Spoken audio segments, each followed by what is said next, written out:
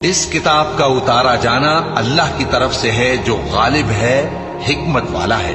اے پیغمبر، ہم نے یہ کتاب تمہاری طرف سچائی کے ساتھ نازل کی ہے، تو اللہ کی عبادت کرو، یعنی اس کی عبادت کو شرک سے خالص کر کے۔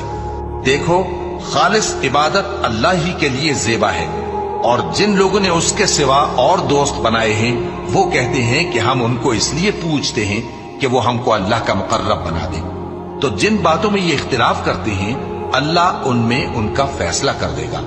بے شک اللہ اس شخص کو جو جھوٹا ناشکرا ہے ہدایت نہیں دیتا۔ اگر اللہ کسی کو اپنا بیٹا بنانا چاہتا تو اپنی مخلوق میں سے جس کو چاہتا منتخب کر لیتا۔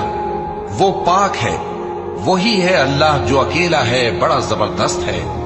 اسی نے آسمانوں اور زمین کو تدبیر کے ساتھ پیدا کیا ہے، اور وہی رات کو دن پر لپیٹتا اور دن کو رات پر لپیٹتا ہے، اور اسی نے سورج اور چاند کو کام میں لگا رکھا ہے، سب ایک وقت مقرر تک چلتے رہیں گے۔ دیکھو، وہی غالب ہے، بخشنے والا ہے۔